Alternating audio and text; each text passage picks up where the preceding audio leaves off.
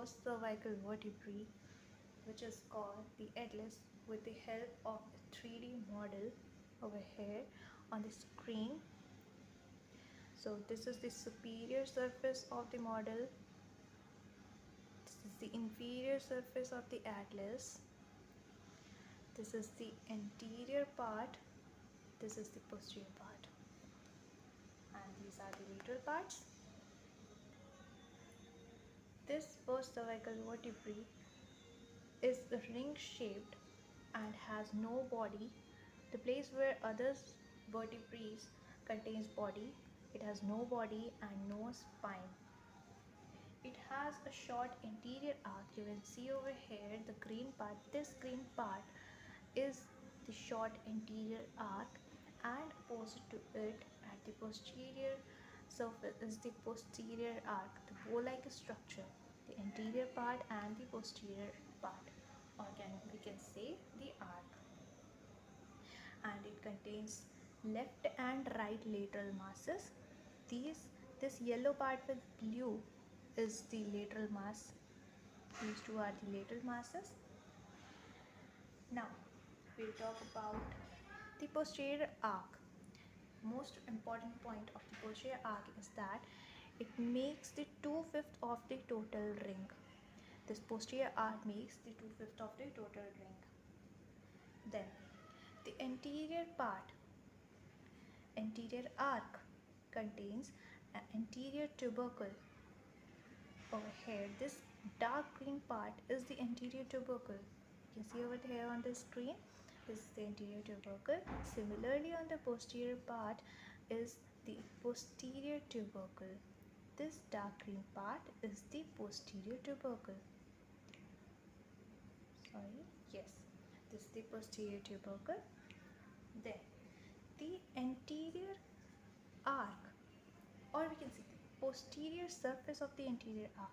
The posterior surface of the anterior arc contains an oval facet. This is the oval facet on which it articulates the dens. Dens is the odontoid process. The odontoid process of axis.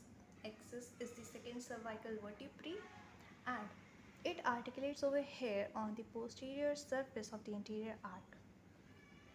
Then in the atlas, a ligament is present, a transverse ligament is present at the center, which divides it into two parts.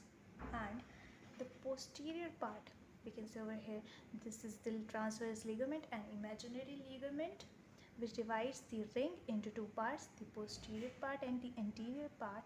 So the posterior part is for spinal cord. From here the spinal cord passes, and the anterior part is for odontoid process of axis. Here the odontoid process of axis articulates with the facet, the oval facet. Then the transverse process. These pink parts are the transverse processes. These pink highlighted parts are the transverse processes. Show over here, yes, this transverse process. These are present laterally to the lateral masses. These are two lateral masses.